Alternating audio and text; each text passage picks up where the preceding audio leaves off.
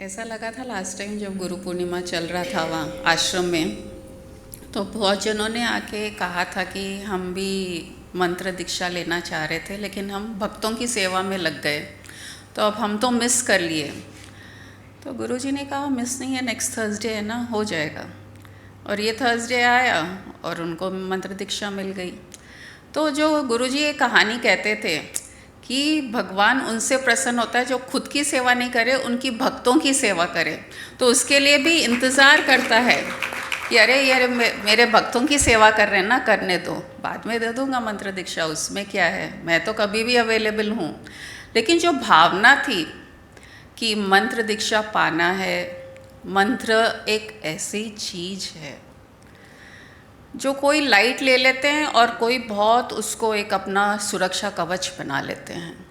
और सुरक्षा कवच है, मन सिर्फ मंत्र से ही कंट्रोल हो सकता है और कोई चीज़ से नहीं हो सकता है। मंत्र, मन को शांत करने वाला मंत्र सिर्फ गुरु ही दे सकता है। या हम भगवान का नाम लेके बचपन में कोई से सुनते हैं तो वही हम उसको मंत्र बना लेते हैं। अलग अलग वर्ड्स को भी मंत्र बना सकते हैं। जैसे शंकराचार्य ने कहा, एक बार कहा कि मैं जो दिन भर कुछ भी कोई से बात कर रहा हूँ, कुछ कह रहा हूँ, कुछ भी भजन कर रहा हूँ या बातें भी कर रहा हूँ या किसी से मंत्र भी बता रहा हूँ, सब चीज़ ये सोच लो कि आपके लिए ही है, आपके गुणगान के लिए है और मेरी तरफ से मंत्र आपको अर्पित है। ये तो कोई भी शब्द मंत्र हो सकता है। जैसे वाल्मीकि जी के लिए मरा हुआ था, मरा मंत्र था उनके लिए। और आज ग्रुप में एक ऐसा कोट्स आए थे, रक्षिता जो आई थी गुरु पूर्णिमा पे, उसने कहा कि मैं घर के बाहर 2 कोट्स जो गुरुजी बोलते हैं वो लिख के मैंने पोस्ट कर दिया था कि July is the month of positivity and अगस्त का नेक्स्ट लिखी थी फैमिली फर्स्ट। ये गुरुजी का शायद स्टार्टिंग ऑफ द ईयर दिए थे, एवरी मंथ का ऐसे फॉलो करना है। उसके साथ एक्सीडेंट हुआ यहाँ से जाने के बाद, गुरु पूर्णिमा जाने के बाद, और इतनी नेगेटिव हो गया था उसका माइंड कि उसको समझ में नहीं आ रहा था कि मेरे साथ ही ऐसा क्यों हुआ, मैं इतना लग गया, मुझे नहीं होना चाहिए, मैं तो ये फॉलो करती हूँ। लेकिन जैसे ही घर के दरवाजे पे एंटर करी और वो कोट पढ़ी कि remain positive, positivity is the month of July, तो एकदम वो उसका थॉट प्रोसेस चेंज। अच्छा, मैं इतने में ही बच गई, मेरे तो कुछ भी नहीं हुआ, कहाँ लगा, थोड़ा ही तो लगा है। तो वहाँ वो कोट उसके लिए मंत्र बन गया।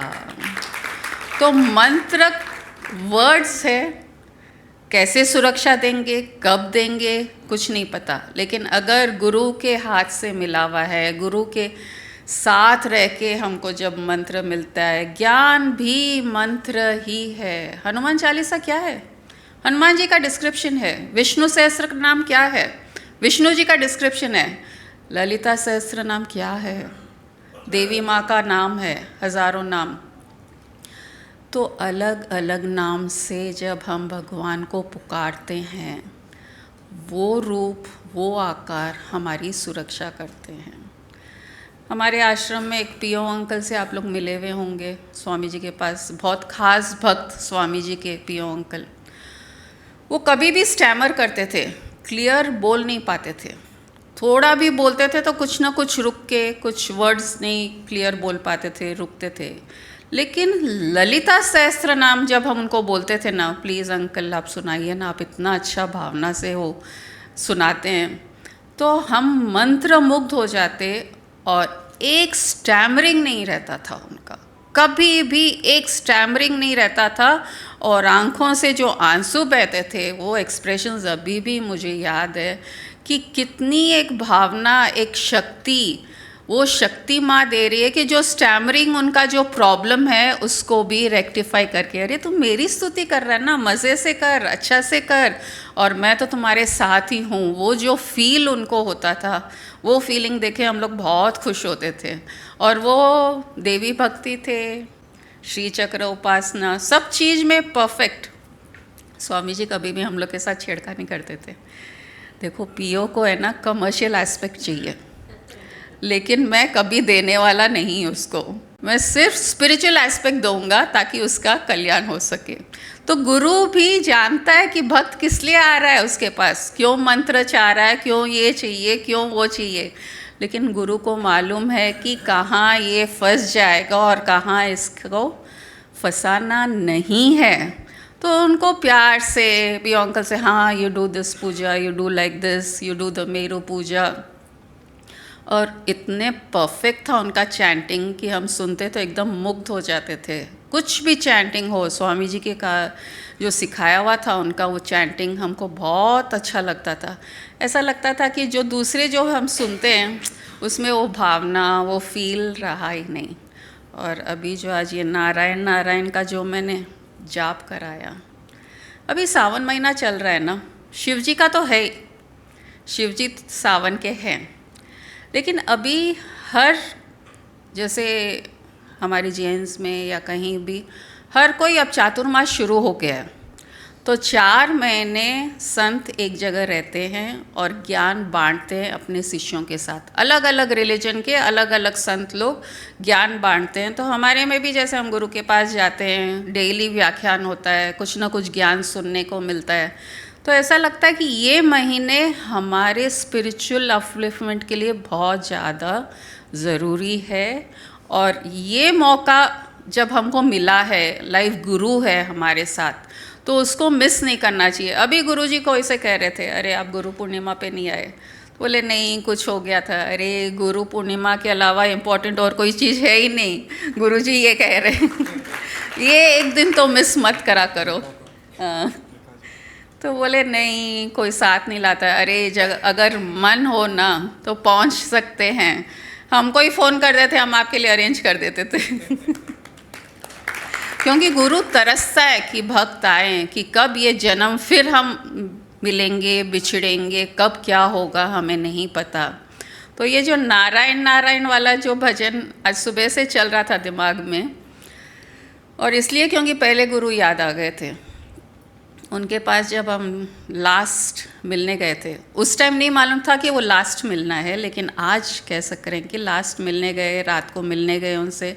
तो वो नारायण नारायण का एक स्टोरी शुरू कर दिए कि एक आदमी था, उसके 4 बेटे थे, उसमें से एक बेटे का नाम नारायण। पहले के ज़मानों में भगवान के नाम पे ही रहते थे बेटों के नाम, और सब अपने काम वालियाँ तो मोस्टली लक्ष्मी है हमारे पास तो पुराने ज़माने में नाम ये इजी रहता था और ऐसा लगता था कि हम भगवान को याद कर रहे हैं। तो उनके एक बेटे का नाम नारायण था। तो वो तो डेथ बेड पे थे कि अब कब प्राण छूट जाएंगे वो आदमी के, लेकिन वो बोल रहा है अरे दुकान कौन गया जब तुम लोग तीनों इधर है, वो नारायण कहाँ है, वो नारायण कहाँ है, वो नारायण कहाँ है। जो यमदूत आए हुए थे, मामा जी जो गुरु जी के मामा जी थे बोलते हैं, जो यमदूत आए हुए थे वो रुक गए, अरे इसको लेके जाना है लेकिन ये बार बार नारायण का नाम ले रहा है। तो बोल रहे नहीं ये नारायण है ना, उन भगवान का नाम नहीं ले रहे हैं उनके बेटे, लेकिन जो भी है तो भगवान का नाम। तो वेट करते रहे और जब बोला अरे नारायण का है, बोले वो दुकान नहीं है, वो इधर नहीं है, उधर नहीं है। नाम रखा भगवान का, लेकिन याद कर रहा था बेटे का। लेकिन बेटे को याद करके भी क्योंकि नाम भगवान का था वो बच गए, यमदूत उसको नहीं ले जा सके। और मामा जी वो स्टोरी बोल के नेक्स्ट डे सुबह उठे ही नहीं, वो समाधि में चले गए। तो ऐसा लगा कि उनका भी कल्याण हुआ, जो उस टाइम हमको नहीं समझ में आया, लेकिन कोई ना कोई इंस्टेंसेस ऐसे वो भी खाली स्टोरी के रूप में हमें बता रहे थे। और वेंकटेश्वरा का जो ये अभी गाना गाई, कोई ना कोई उस दिन हमको वहाँ तिरुपति का प्रसाद भी ला के दिया और वो हम हमारे साथ शेयर किए हैं सब। देखो रात का टाइम हो गया, मैं नहीं खाता हूँ, लेकिन मैं तुम लोग सबको भी देता हूँ, मैं भी थोड़ा सा खाता हूँ, क्योंकि लड्डू आ गए थे तिरुपति बालाजी वाले। तो कौन से सर्कमस्टेंस कैसे हमको हेल्प करेंगे, कैसे नेक्स्ट लाइफ में ले जाएंगे, कुछ मालूम नहीं है। तो अभी ये जो सावन का महीना है, ये प्यार का, प्रेम का तो है ही, लेकिन ज्ञान का भी महीना है। ज्ञान का महीना है क्योंकि हर जगह अभी ज्ञान ही बांटा जा रहा है अलग अलग तरीके से, लोगों को स्टोरी फॉर्म में, कोई और कोई रूप में, कोई मंत्र जाप कर रहे हैं। तो कोई भूखे रह के सावन कर रहे हैं, सोमवार शिव जी का सावन, सोमवार सावन कांवड़ यात्रा, वो भी एक नया स्टोरी पुराने ज़माने से चला आ रहा है। क्या है कांवड़ यात्रा? शिव जी के लिए जल चढ़ाने के लिए लोग दूर दूर से जल लेके जाते हैं कि हमको वो जगह जाके शिव जी पे जल चढ़ाना है। और शिव जी कितने भोलेनाथ हैं, सिर्फ पानी से ही खुश हो जा रहे हैं, उनको कुछ नहीं चाहिए। तो वो हमको ये कहना चाह रहे हैं कि ये ज़िंदगी में पानी स्वरूप ज्ञान मिल जाए ना, तो हम तो तर जाएंगे और कुछ नहीं चाहिए, क्योंकि ज्ञान हर जगह अवेलेबल है। हमारी भावना शुद्ध होनी चाहिए, हमें उसे अपनाना चाहिए। और ज्ञान को अपनाने के लिए भोलेनाथ होना पड़ेगा, यहाँ इंटेलेक्ट नहीं लगा सकते हैं। और ज्ञान को अगर अपनाना है तो गुरु के समर्पित होना पड़ेगा, भगवान के समर्पित होना पड़ेगा, और फिर भगवान अपनी रचना रचते रहते हैं। कल गुरुजी और मैं रामायण देख रहे थे रात को, अभी जो नया रामायण आ रहा है बहुत अच्छा दिखा रहे थे। अब कल्मिनेटिव स्टेज आ गया, लास्ट फाइट है रावण और राम के बीच का। उसके पहले राम भगवान शक्ति की उपासना कर रहे हैं कि पहले शक्ति को आह्वान करेंगे, क्योंकि वो अगर हेल्प करेगी तो हम लड़ाई में जीत सकेंगे, और हम अकॉर्डिंग टू नॉर्म्स ही लड़ाई लड़ेंगे, अगेंस्ट नॉर्म्स नहीं जाएंगे। तो शक्ति की पूजा करते हैं राम भगवान, मस्ती में करते हैं। उनके जो पर्टिकुलर फ्लावर्स है देवी के पसंद के, वो मंगवाते हैं हनुमान जी से। तो हनुमान जी को टेंशन होता है कि अरे मैं बराबर 108 लाया या नहीं, वो कमल ब्लू कलर वाला। वो 2 बार गिनते हैं, 3 बार गिनते हैं तो लगता है ठीक है। फिर राम भगवान को कहते हैं देखो मैं लेके तो आ गया, कहीं गिरा है नहीं गिरा है मुझे नहीं मालूम। बोले तू लेके आया है ना, बस हो जाएगा काम, तू कभी गलती कर ही नहीं सकता। भगवान को इतना भरोसा अपने भक्त पे कि अगर उसकी आस्था है तो कभी वो गलती कर ही नहीं सकता, क्योंकि आस्था होना ज़रूरी है, सिर्फ गिनती में कुछ नहीं रखा है। तो शक्ति की आह्वान करते हैं, फिर बोलते हैं अरे शक्ति के शिव भी तो ज़रूरी है, शक्ति अधूरी है तो शिव की भी उपासना मुझे करनी है। तो यहाँ शिव जी का आह्वान करते हैं, और शिव जी दोनों शिव शक्ति अच्छा दिखा रहे हैं, वो अपने कैलाश पे बैठे हैं और ये सब ड्रामा चल रहा है नीचे। देखो राम कितना अच्छा से पूजा कर रहा है, लेकिन राम भक्त है तो इधर रावण भी तो मेरा भक्त है, शिव जी कह रहे हैं। और रावण तो माँ की पूजा नहीं करके, क्योंकि शिव भक्त है, शिवलिंग पे राख कुमकुम सब चढ़ाता जा रहा है। और बहुत अच्छा भजन उस टाइम रावण का जो भावना है वो भी बहुत अच्छा दर्शाया गया। तो यहाँ शिव इनसे भी प्रसन्न हो रहे हैं, और यहाँ राम की पूजा से भी प्रसन्न हो रहे हैं, देवी माँ से भी खुश हो गए। देवी माता आशीर्वाद भी दे दी राम को कि मैं तुम्हारे साथ हूँ। अब शिव जी बोल रहे ये दोनों मेरे भक्त हैं, राम और रावण, लेकिन मैं किसका साथ दूँ, क्योंकि दोनों चाहते हैं तो एक ही है ना, नाश ही तो चाह रहे एक दूसरे का। अब मैं ये डिसीजन लेता हूँ कि मुझे जो धर्म की स्थापना करना है उसका साथ देना पड़ेगा, न कि अधर्म का।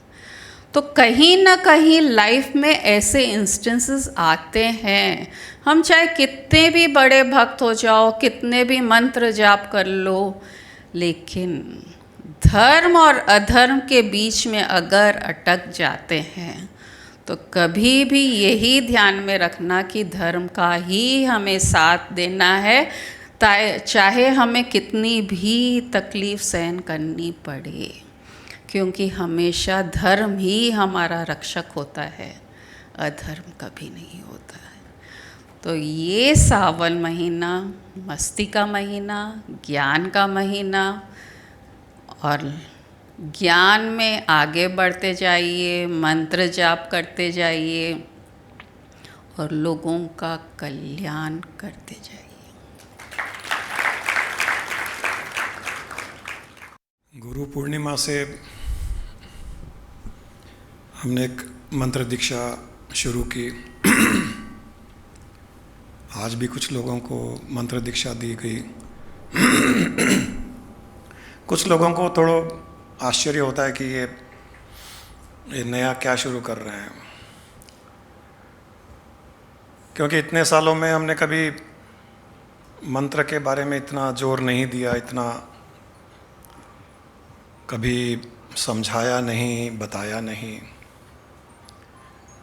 एक कारण उसका ये भी था कि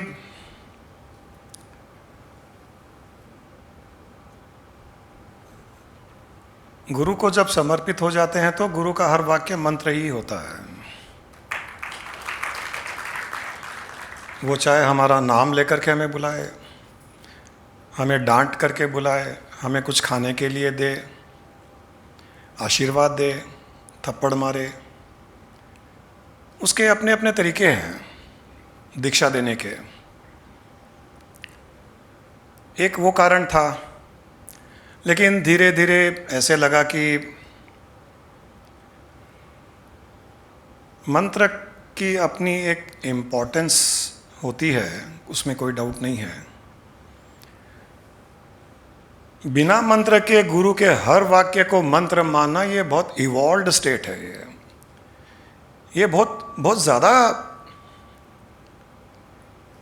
हाईएस्ट स्टेट हर शिष्य के लायक या हर शिष्य के लिए संभव भी नहीं है, हम ऐसे बोल सकते हैं। हर एक के लिए संभव नहीं है कि उस हर वाक्य को एक मंत्र के भाव से देखे। ये तो कोई बिरले ही हुए हैं शिष्य जो गुरु के हर वाक्य में ही उन्होंने मंत्र देखा है। हमको मंत्रों के बारे में स्वामी जी ने बहुत कुछ ज्ञान दिया, बहुत दिया। हमने आगे थोड़ा सिंप्लीफाई करके उस तरीके से नहीं दिया, लेकिन लगा कि कहीं ना कहीं एक जुड़ाव, एक मंत्र दीक्षा शायद कई लोगों के लिए हेल्प कर सके, कई लोगों की भावना जुड़ जाए। तो इसी कारण इस गुरु पूर्णिमा पर एक भावना प्रकट हुई कि जो लोग आध्यात्मिक मार्ग में हैं, जो स्पिरिचुअल पाथ पे चल रहे हैं, उनको एक सहारा चाहिए, जो उनका पर्सनल सहारा हो, जो उनका प्राइवेट सहारा हो, जो उनकी अपनी संपत्ति हो, जो उनकी अपनी प्रॉपर्टी हो, और जो 24/7 उनके साथ रहे। ये भावना जब जागी तो हमने गुरु पूर्णिमा पर मंत्र दीक्षा दी, आज भी दी, आगे भी देंगे।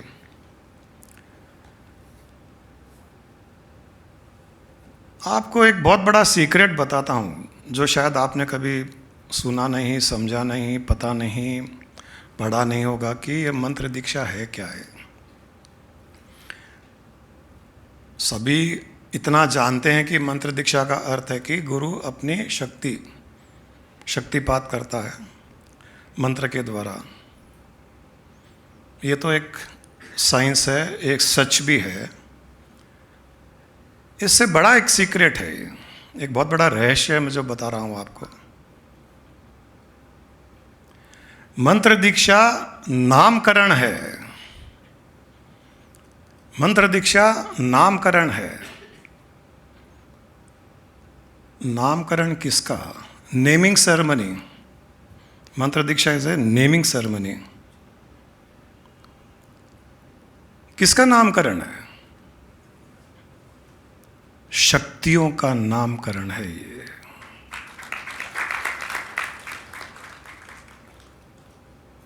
सारी सृष्टि में शक्तियां फैली हुई है।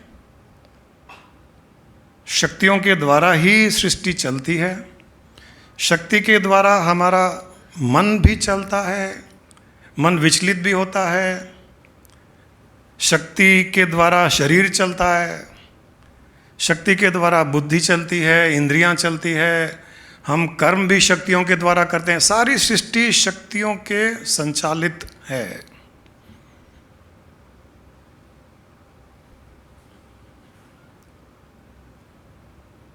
गुरु अपने शिष्य को उस शक्ति की एक किरण,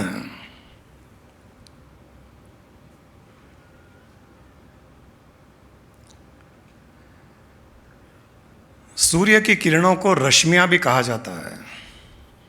सूर्य की जो किरणें उत्पन्न होती है उन्हें रश्मियां कहा जाता है। इसी प्रकार शक्तियों की रश्मियां होती है, शक्तियों की किरणें होती है, शक्तियों की तरंगें होती है। अनगिनत, अनलिमिटेड, कोई लिमिट नहीं है, इन्फिनाइट है शक्तियां। उन शक्तियों की एक किरण जिसकी अपनी एक वेवलेंथ होती है, उसकी अपनी एक फ्रीक्वेंसी होती है,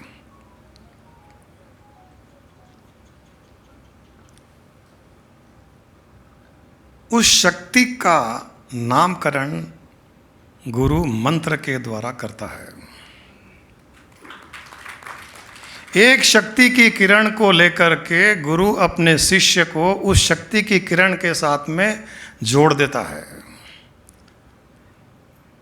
वो है मंत्र दीक्षा।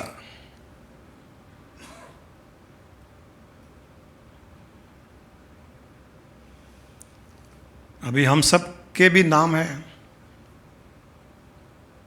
अगर मैं किसी को बुलाना चाहूं कि यहां आओ, कौन आएगा?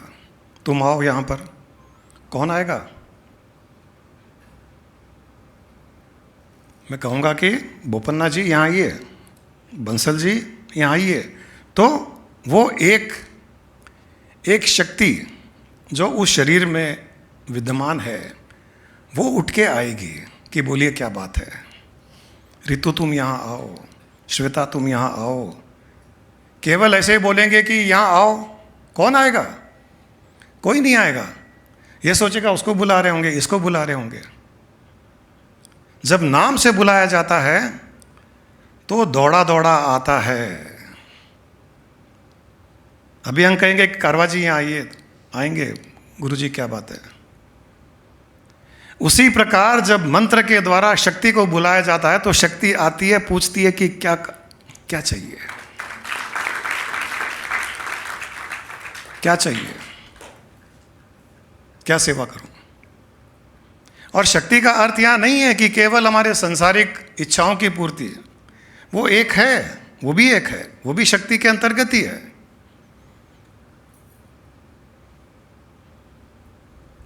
उसके लिए ऐसी कोई चीज नहीं है जो संभव नहीं है।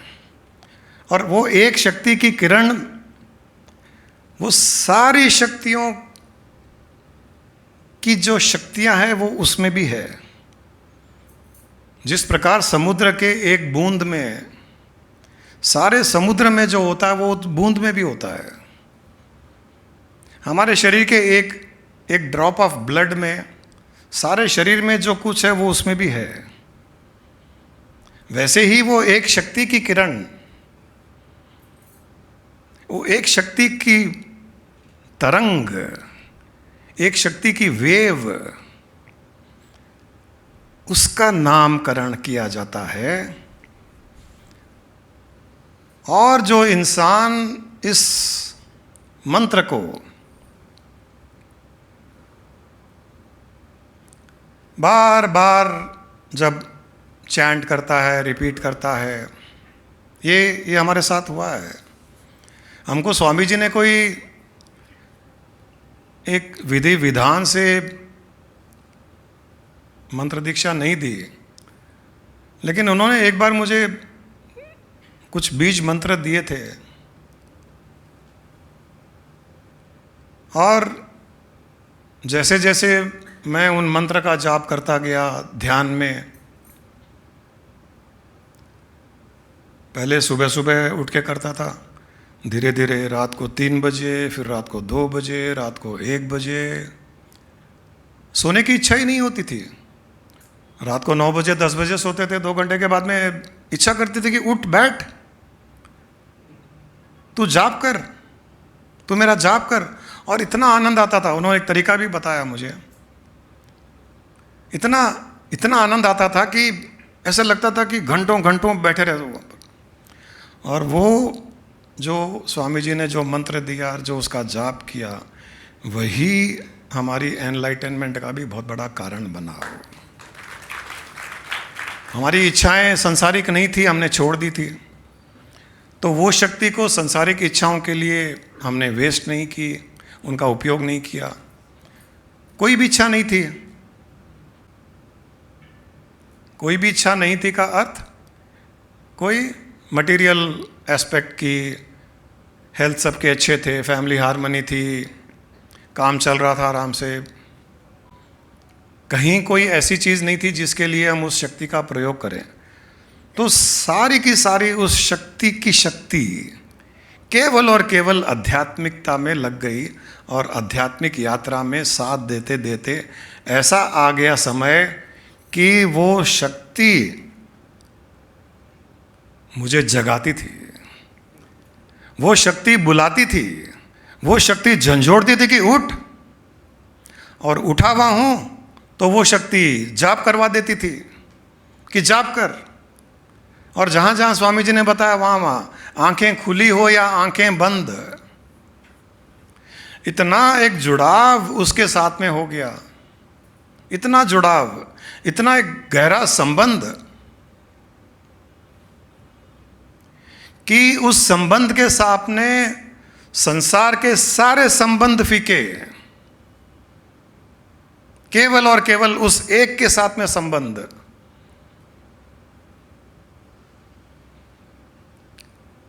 सांसारिक संबंध तो इस शरीर तक सीमित है। जब तक ये शरीर है, सांसारिक संबंध है, पति पत्नी का, बच्चों का, माँ बाप का, भाई बहन का, सबका शरीर तक संबंधित है। ये शरीर छूटा, संबंध छूट गया, फिर नया शरीर, फिर नया संबंध। लेकिन उस शक्ति का संबंध नहीं, उस शक्ति का संबंध शरीर से जुड़ा हुआ नहीं है, चेतना से जुड़ा हुआ है। पहले मन से जुड़ा हुआ होता है, मन से भावना के साथ जुड़ता है, भावना से चेतना के साथ जुड़ता है। ये संबंध जब तक इस चेतना को परमात्मा चेतना में न मिला दे, वो शक्ति हमें नहीं छोड़ती है। वो उसकी जिम्मेदारी है। जैसे हमारे बच्चे पैदा होते हैं, जब तक बच्चे बड़े नहीं हो जाते तब तक माँ बाप की जिम्मेदारी होती है, इनको खिलाना पिलाना, इनको जगाना, इनको स्कूल भेजना, इनको पढ़ाना, इनको होमवर्क करना, और आगे स्पोर्ट्स में, और उनके आगे की जो भी उनकी रिक्वायरमेंट है, जब तक वो इंडिपेंडेंट ना हो जाए। उसी प्रकार ये शक्ति की जिम्मेदारी हो जाती है। इस मंत्र द्वारा, जब गुरु के द्वारा हमें मंत्र मिलता है और उस शक्ति के साथ में हमारा जुड़ाव हो जाता है, हमारा संबंध हो जाता है, हम उसको भी समर्पित हो जाते हैं। हम उसको माता पिता, हम उसको कुछ भी संबंध से मान लें, तो उसकी जिम्मेदारी हो जाती है कि हमारे जीवन की यात्रा को सफल बनाए। रुकावटें आएगी प्रारब्ध कर्मों के कारण, फिर भी वहाँ से उठाए, हटाए, और अंत में उस शक्ति का कार्य यही है कि हम सबको उस परम चेतना में लीन करवा दे, उसे मिला दे। वो हमारा फाइनल डेस्टिनेशन है, और ये काम वो शक्ति ही कर सकती है।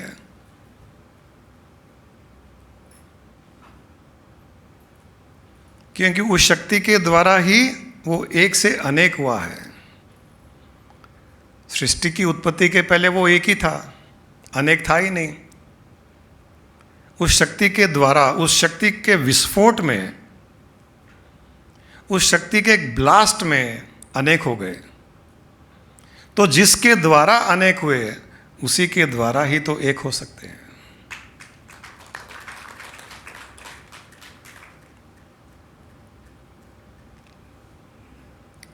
इसके लिए इस मंत्र दीक्षा को या मंत्र को लाइटली नहीं लेना। जिन्होंने मंत्र ले लिया वो उस मंत्र को ध्यान के द्वारा जाप करे, चलते फिरते भी मन में चलने दे।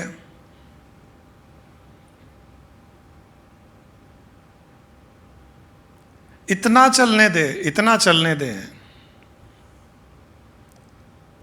कि उस मंत्र के अतिरिक्त कुछ सूझे ही नहीं, कुछ दिखे ही नहीं, कुछ समझ में आए ही नहीं, उसका एक सुरक्षा कवच बन जाए। हम जितना उस मंत्र का जाप करेंगे सुरक्षा कवच बनेगा और उस शक्ति के साथ में हमारा संबंध जुड़ जाएगा। इतना करें कि वो हमारे नाम का जाप करे, हमारा नाम उस मंत्र के लिए मंत्र बन जाए। ये पॉसिबल है, ये हुआ है, ये हमने अनुभव किया है। शक्ति सृष्टि में विद्यमान है तो शक्ति यहां भी विद्यमान है। यथा ब्रह्मांडे तथा पिंडांडे। अगर मैंने मंत्र लिया है और मैंने मंत्र जाप किया है, शक्ति को इन्वोक किया है, शक्ति के साथ में मेरा जुड़ाव किया है, संबंध बनाया है, तो उसके लिए भी मेरा नाम मंत्र हो और वो भी उतना ही मेरे नाम का जाप करे जितना मैं उसके नाम का जाप करूं। फिर देखिए क्या होगा, दोनों तरफ से आग लगी हुई। जब दोनों तरफ से आग लग जाती है तो फिर कौन बचाएगा, कौन रोकेगा? ये आग लगनी जरूरी है।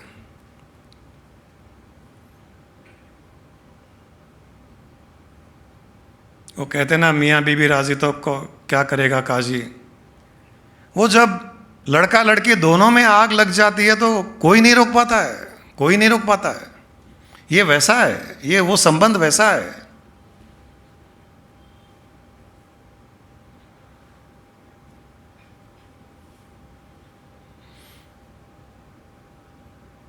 आपने अगर पहले भी कोई मंत्र लिया हुआ है और अभी भी लिया हुआ है तो भी कोई दिक्कत नहीं है। दोनों मंत्र का जाप कीजिए। जिस मंत्र में ज़्यादा भाव आए उस मंत्र का जाप कीजिए, कोई इशू नहीं है।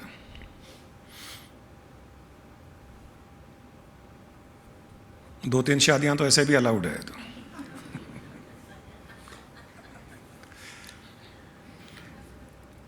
कहीं ऑफिशियल है, दो चार अलाउड है, कहीं अनऑफिशियल है, चलता है।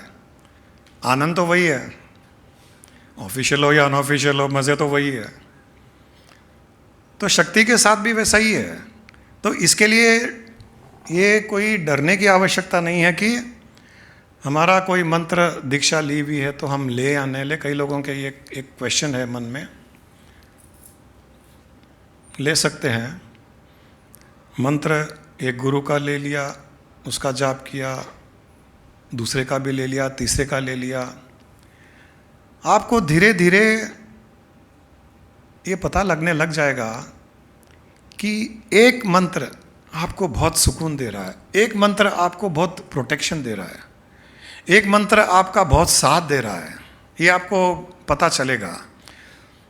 तो उसके पता चलने पर भी आप उस मंत्र का जाप कर सकते हो जो आपको बहुत अच्छा लगे, जो साथ दे आपका। तो वैसे भी वो बेनिफिट ही है, हम दो तीन जगह से भी लेते हैं तो। लेकिन ये बड़ी कमाल की चीज़ है ये। मैं जिन्होंने भी मंत्र दीक्षा ली है तो उनको हम बाद में आगे थोड़े इसके और न्यूएंसेस, सीक्रेट्स हम बाद में बताएंगे आपको। हो सकता है कभी जिन्होंने जो मंत्र दीक्षा ली है खाली उनके साथ में एक सेशन करेंगे जिसमें और डेप्थ में कैसा जाया जा सकता है। ये खाली एक मंत्र दीक्षा देने से यहाँ ख़त्म नहीं होता, ये तो बोर्डिंग पास है, बोर्डिंग पास है। बोर्डिंग पास का मतलब नहीं है कि पहुँच गए।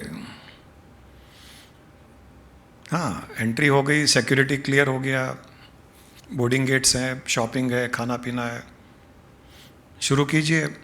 बोर्डिंग पास जेब में रखा हुआ है। मैंने भी बोर्डिंग पास के हिसाब से दिया है। दूसरे गुरु तो कान में बोलते थे, वो पुराने ज़माने का था।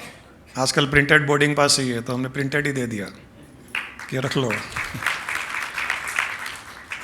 ये बोर्डिंग पास अपने पास रखना, ये आपकी प्रॉपर्टी है, क्योंकि इसको ऐसे भी मत लीजिए कि हाँ ठीक है गुरु ने ऐसे हाथ में दे दिया है, नहीं है।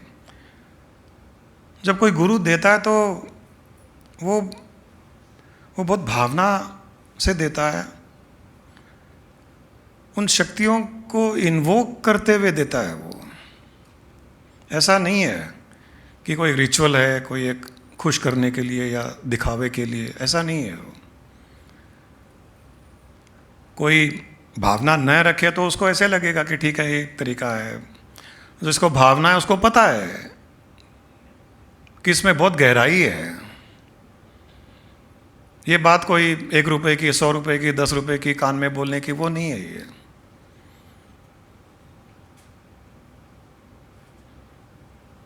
आज मुझे पता था कि कितने लोग दीक्षा लेंगे, सुबह से मुझे पता था,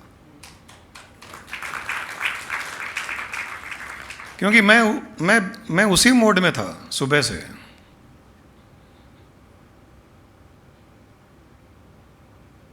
और गुरु पूर्णिमा पे भी जब अनाउंस किया गया था तो शुरू में ज़्यादा लोग नहीं आए, ज़्यादा रजिस्टर नहीं हुए। मुझे पता था कि हॉल में कितने लोग होंगे, कहाँ कहाँ कौन कौन बैठा होगा, ध्यान में था।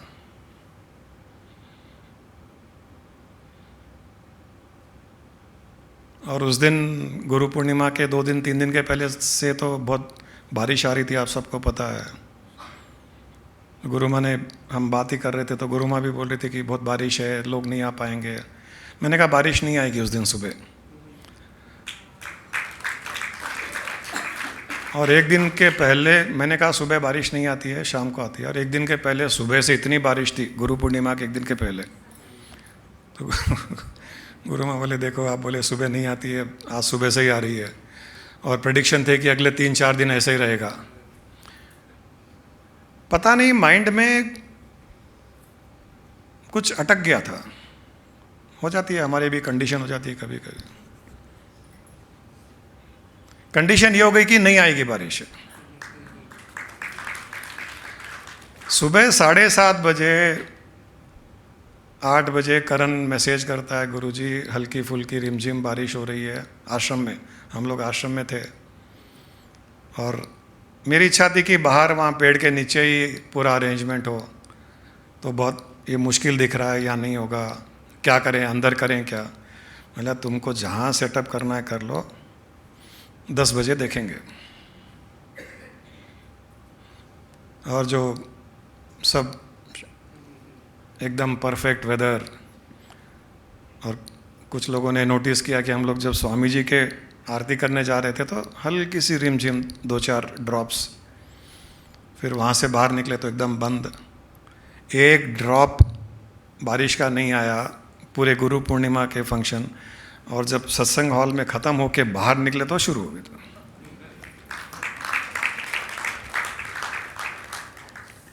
ये कोई मिरेकल नहीं है, अपने इसको मिरेकल नहीं मानते हैं। न कोई हमारी कोई इसमें कोई खास शक्ति या कोई सिद्धियाँ, ऐसा कुछ नहीं है। अच्छे पर्पस के लिए, अच्छे इंटेंशन के साथ में, आपका प्रकृति के साथ में जुड़ाव, आपकी श्रद्धा, आपके अपने गुरु पर विश्वास, जो लोग आने वाले हैं उनके लिए एक भाव कि उनके तकलीफ ना हो, वो इतना अच्छा माहौल बने, ये सब मिल कर के ये काम करते हैं। कोई बड़ी चीज़ नहीं है। हम लोग ट्राई नहीं करते हैं, या माइंड हमारा इतना वेवरी होता है कि अरे बोल दिया अब क्या होगा, नहीं होगा तो क्या होगा, मैंने बोल दिया चलो बारिश नहीं आएगी, आ भी जाती है। कोई कमिटमेंट नहीं है प्रकृति का, उसने कोई लिख के थोड़ी दिया है कि नहीं आऊंगी, आ भी जाती है। आ भी जाती तो क्या, कोई इंसल्ट थोड़ी होता। भाई प्रकृति ओवर रूल करेगी, प्रकृति ओवर रूल कर सकती है, हमारी इच्छाओं के विरुद्ध भी प्रकृति जा सकती है, और जाए तो भी आपको नाचना चाहिए कि इतनी इंटेंसिटी वाली भावना के विरुद्ध भी अगर प्रकृति ने अपोजिट अगेंस्ट कुछ किया है तो उसमें तो बहुत ज़्यादा कल्याण है, उसमें कोई डाउट नहीं है, इसमें कोई इंसल्ट नहीं है, इसमें कोई नहीं कि मेरी बात रही नहीं, ऐसा नहीं है। न तो इसमें कोई ईगो, न कोई घमंड। जब जब इंसान या कोई भी संत या कोई भी भक्त जब प्रकृति के साथ में अपना जुड़ाव उसका हो जाता है ना, तो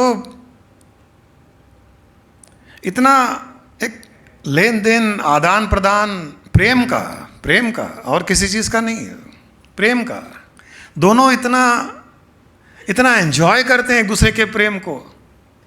प्रकृति भी एंजॉय करती है, हम भी एंजॉय करते हैं।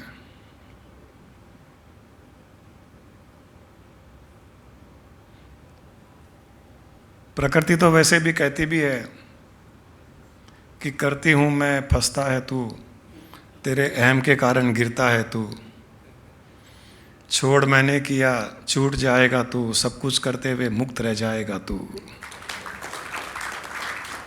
प्रकृति कह रही है ये, तू अपने ऊपर मत ले।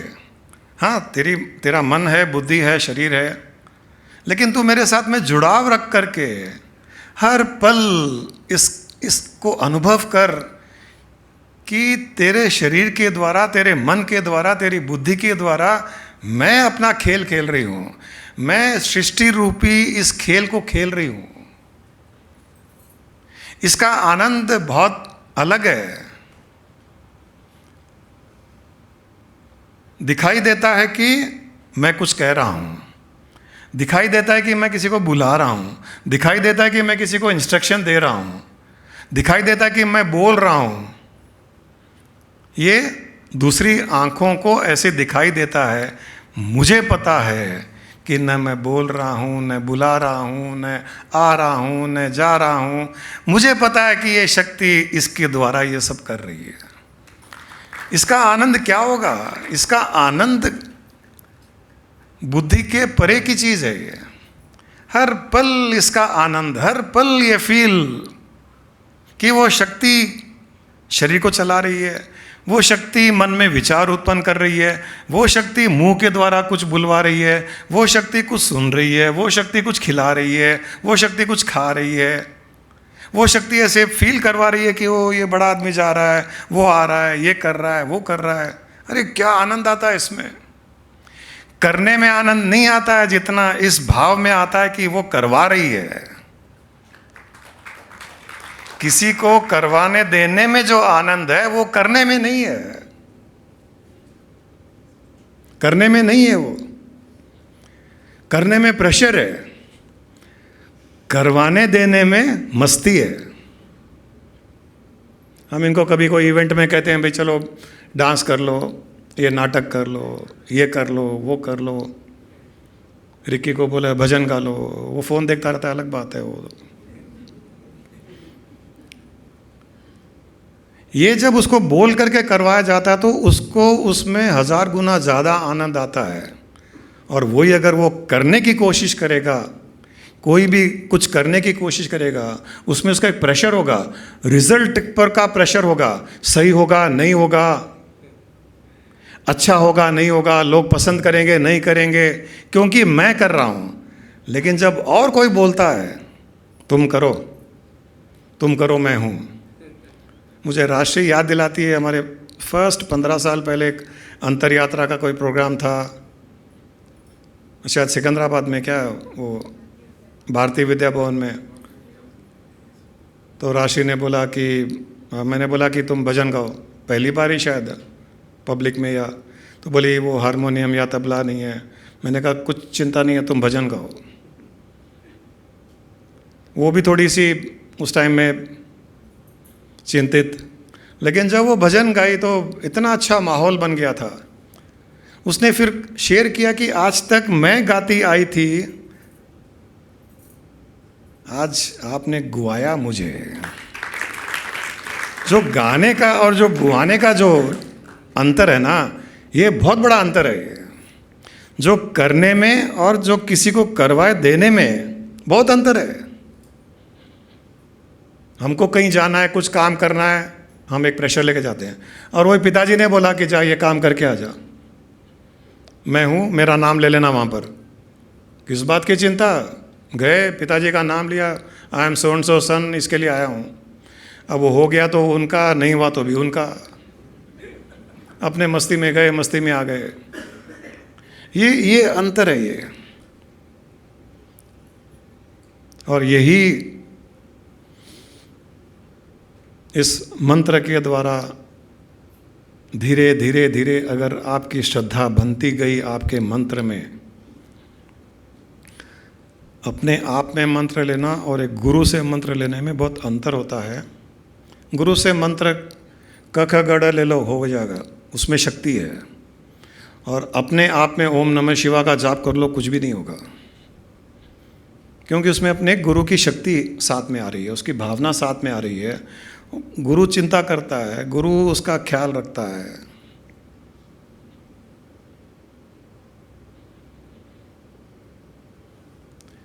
तो धीरे धीरे धीरे जब ये श्रद्धा भावना आपकी बढ़ती जाएगी मंत्र में, तो जैसे मैंने कहा कि उस शक्ति के मन में आपके प्रति श्रद्धा, भक्ति, भाव, प्रेम वो जागेगा।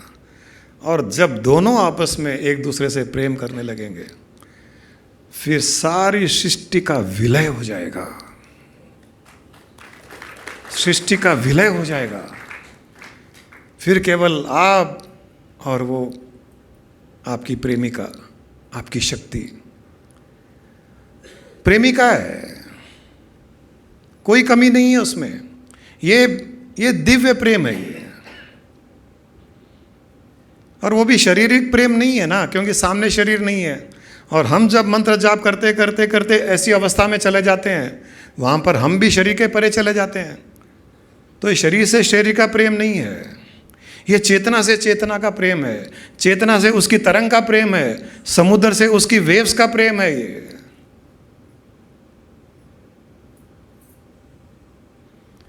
निस्वार्थ शुद्ध प्रेम जिसे कहते हैं ना, उसका अनुभव आप करोगे अगर इस प्रकार के मंत्र को जाप किया, हर पल उसको प्रेम किया, हर पल उसका संबंध जुड़ाव अनुभव किया, हर पल उसकी सुरक्षा को फील किया।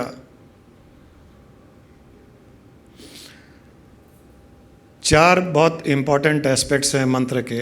एक तो जैसे मैंने बताया कि ये एक नामकरण है एक शक्ति का, जो आप और उस शक्ति के साथ में आपका जुड़ाव। बच्चा पैदा होता है तो पंडित को बुलाते हैं ना, वो नामकरण करता है, बोलते हाँ आज से आपके बेटे का नाम ये है, तो अच्छा भाई मेरे बेटे का नाम ये है। तो वैसे ही गुरु पंडित बन करके आपको आपके एक नए संबंध के साथ में जोड़ता है कि आज से आपकी शक्ति का नाम ये वो है मंत्र। चार मेजर इम्पॉर्टेंट एस्पेक्ट्स हैं मंत्र के। एक तो मैंने ये बता दिया कि एक शक्ति का नाम है जो आपको दिया गया, आप उस शक्ति से उसको कभी भी आह्वान कर सकते हो, उस नाम से बुलाया जाएगा। अब वो नाम जानेगी, धीरे धीरे धीरे धीरे जाप करते करते करते उस शक्ति के भी मन में ये समझ में आ जाएगा कि आप उसको बुला रहे हैं। दूसरा मंत्र है ध्यान के लिए। ध्यान में जब भी बैठें, इस मंत्र के द्वारा ध्यान शुरू करें। बिना किसी भी माध्यम के, मेडिटेशन में, ध्यान में एक कोई ना कोई माध्यम चाहिए मन को रोकने के लिए। अगर ऐसे ही बैठ जाएंगे, जिसकी अच्छी अवस्था है वो सीधा ध्यान में जाएगा। ऐसा नहीं है कि कोई उसका माध्यम, उसके भी माध्यम है। उसका माध्यम है उसकी भावना, उसका माध्यम है उसकी भक्ति। कई ऐसे हैं जो बहुत बड़े भक्त हुए हैं, जो ऐसे बैठे और ध्यान में चले गए, वो उनकी अवस्था है। लेकिन हर किसी की वो अवस्था नहीं है, क्योंकि मन में हरदम विचार आते रहते हैं। तो जब ध्यान में बैठें तो दूसरे विचारों से मन को हटाना और एक विचार पर मन को टिकाना, उसको मंत्र कहा गया है। उस मंत्र का जाप करते करते करते भावना से, आराम से, कोई जल्दबाजी नहीं है कि इतने बार करना, इतनी देर करना, ऐसा कुछ नहीं है। हर मंत्र जाप, हर बार मंत्र जाप के साथ में एक भाव होना चाहिए, एक प्रेम, एक भक्ति, एक उसको आपको लगना चाहिए कि उसके साथ में एक जुड़ाव हो रहा है, मैं जुड़ रहा हूं किसी चीज से। आपका ध्यान का आनंद करोड़ों गुना बढ़ जाएगा। नॉर्मल कोर्स में लोग कहते हैं ना कि ध्यान नहीं लगता है, ध्यान टिकता नहीं है। मंत्र एक बहुत बड़ा सहारा है ध्यान टिकाने के लिए। तो ध्यान के लिए मंत्र का उपयोग होता है। और तीसरा, मंत्र का एक बेनिफिट माइंड को प्रेजेंट में रखता है। आप चलते फिरते, काम करते हुए, कंप्यूटर पे करते हुए या गाड़ी चलाते हुए, अगर आप माइंड को कुछ नहीं दोगे तो या तो पास्ट में जाएगा या फ्यूचर में जाएगा। ये उसकी नेचर है, उसको प्रेजेंट में रहना नहीं आता है। प्रेजेंट में है क्या, इसके लिए पास्ट या फ्यूचर में जाएगा। लेकिन जब ड्राइविंग भी कर रहे हैं, गाड़ी में बैठे हैं, कंप्यूटर यूज़ कर रहे हैं, या कुछ भी आप काम कर रहे हैं, वॉकिंग कर रहे हैं, योगा कर रहे हैं, मंत्र चलता जाएगा ना, आप प्रेजेंट में जीना सीख जाओगे। माइंड जाएगा ही नहीं, न पीछे जाएगा ना आगे जाएगा। और सारा का सारा खेल तो प्रेजेंट का ही है, क्योंकि पास्ट है नहीं, फ्यूचर आया नहीं, और हम या तो जो है नहीं उसमें रहते हैं, जो आया नहीं उसमें रहते हैं, जो है उसमें रहते नहीं है। ये मंत्र का एक कमाल है कि वो दोनों तरफ से खींच के हमको प्रेजेंट में बैठाता है। ये तीसरा बेनिफिट है मंत्र का, it trains you to live in the present. और चौथा और बहुत इंपॉर्टेंट मंत्र का लाभ, बेनिफिट है कि वो हमारे अपने स्वरूप से हमें मिलाता है। ये पतंग की डोर के जैसे, वो धागा के जैसे पतंग उड़ रही है, परमात्मा की पतंग उड़ रही है, आत्मा यहाँ बैठा हुआ है। ये दोनों के बीच में जो डोर है वो है मंत्र। वो जोड़ता है, वो जोड़ के रखता है। फिर कई बार उड़ाने वाला पतंग उड़ाता है, कई बार पतंग इसको उड़ाती है। मज़ा आता है। हम लोग जब बचपन में उड़ाते थे पतंग, तो कभी हवा का झोंका बहुत ज़्यादा तेज़ इधर उधर होता था, तो हम उसके हिसाब से भागते थे, आगे पीछे। कभी हमारे हिसाब से पतंग उड़ रही है, कभी हमारे हिसाब से पतंग नहीं उड़ रही है, क्योंकि हवा का और किधर उसका डायरेक्शन, तो उसके हिसाब से हम आगे पीछे, ऊपर नीचे, कभी उड़ाते उड़ाते सीढ़ियाँ चढ़ते चढ़ते छत पे चले जाते थे, कभी नीचे आ जाते थे। तो कभी आत्मा परमात्मा को उड़ा रही है, कभी परमात्मा आत्मा को उड़ा रही है। दोनों के मजे।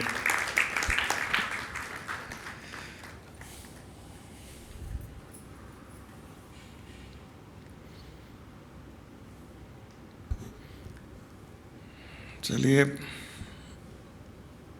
आशा करते हैं कि आप सबको इस मंत्र के द्वारा जीवन में सुख, शांति, समृद्धि, रुकावटें हटना, विघ्न हटना, स्वास्थ्य अच्छा, रिलेशनशिप में इम्प्रूवमेंट, माइंड शांत हो, ब्लिसफुल हो, मेडिटेशन कर पाएँ और धीरे धीरे धीरे आप अपने स्वरूप में स्थित हो जाएं। ये हमारी शुभकामनाएं भी है, हमारा आशीर्वाद भी है, हमारी दिल से इच्छा भी है कि ये मंत्र आपके लिए इस प्रकार से जीवन में आपके भले के लिए कार्य करे। और जिन्होंने नहीं लिया मंत्र और आज इस मंत्र के बारे में सुनने के बाद लगा कि हमको भी लेना चाहिए, क्योंकि कई लोग हो सकता है पुराने लोग हैं, हमने कभी प्रमोट भी नहीं किया, हमने कहा भी नहीं, उनके मन में अगर आए तो अगली बार ले लेना, ज़रूर ले लेना। इसके बेनिफिट से वंचित क्यों रहना है? इसमें बेनिफिट है, बहुत बेनिफिट है, जो आज पूरा एक सेशन इतनी डिटेल से में तो शायद हमने कभी बात ही नहीं की मंत्रों के बारे में। हर कोई मंत्र का मतलब एक तंत्र के द्वारा, मंत्र के द्वारा कुछ एक पर्टिकुलर इच्छा की पूर्ति ऐसे माना जाता है, लेकिन ऐसा नहीं है। आज जो मेरे ख्याल से जो समझ में आया होगा कि आपको पता चला होगा कि ये बहुत दिव्य चीज़ है, ये एक दिव्य वस्तु है ये। और हमने अगर इसका उपयोग नहीं किया, आज तक इसका यूज़ नहीं किया, लिया नहीं, तो हमने कुछ मिस किया है।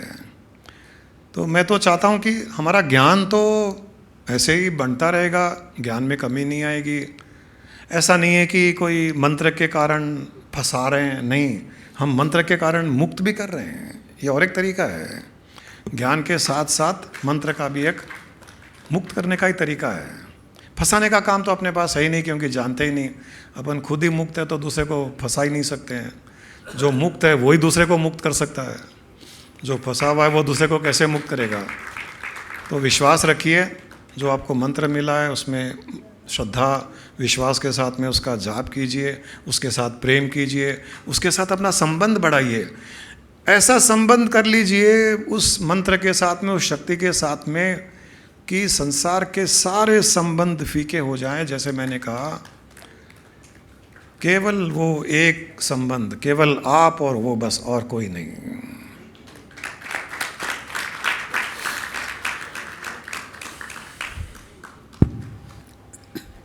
I am neither the body nor the senses. I am not the mind nor the wisdom. Pure consciousness I am. I am the formless Chidananda Rupo. Shivoham, Shivoham, Chidananda Rupo. Shivoham, Shivoham. I am not in bondage nor seeking liberation. I am not in tension nor in the stress. Pure consciousness I am. I am the formless Chidananda Rupo. Shivoham, Shivoham, Chidananda Rupo. Shivoham, Shivoham. I am the creator. I am the creation. My creation is for my recreation. Pure consciousness I am. I am the formless Chidananda Rupo. Shivoham, Shivoham, Chidananda Rupo. Shivoham, Shivoham, Chidananda Rupo. Shivoham.